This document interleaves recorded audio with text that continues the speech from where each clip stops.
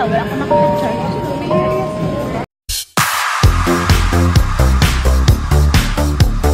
Usap-usapan ngayon sa social media ang viral video ni Christine Reyes na kuha nung gabi ng parangal ng ika-50 Metro Manila Film Festival or MMFF Awards Night.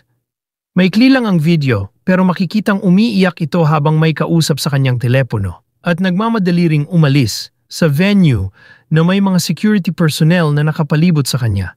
Dahil diyan, maraming netizens ang nagtatanong kung ano ang nangyari at kanya-kanyang hula naman ang iba.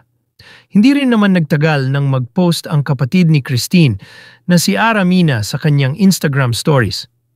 Dahil doon napagtanto ng marami na nagkaroon ng family emergency ang aktres dahil na-ospital ang kanilang ina. Makikita sa isang post ni Ara ang picture ng kanyang ina na nakahiga sa hospital bed at nandoon din si Christine. Caption niya riyan, "Earlier, I was with my sister Christine as we waited for our mom to be transferred from the ER to her room."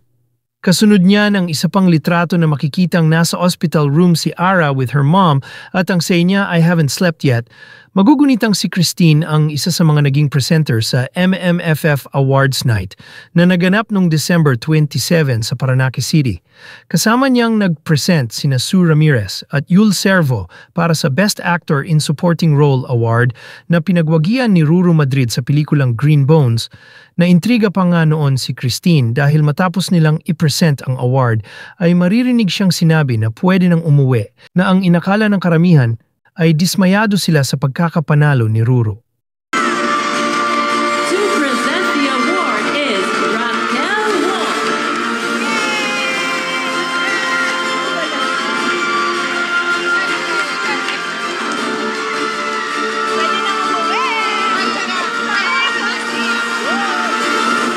Samantala, sina Christine at Sue ay kabilang sa cast ng The Kingdom, ang isa sa mga official entry ng MMFF for this year. Ang mga kasama nila sa pelikula ay sina Vic Soto at Piolo Pascual na nominado sa pagka-Best Actor, habang si Sid Lucero ay na-nominate bilang Best Supporting Actor sa nasabing film festival.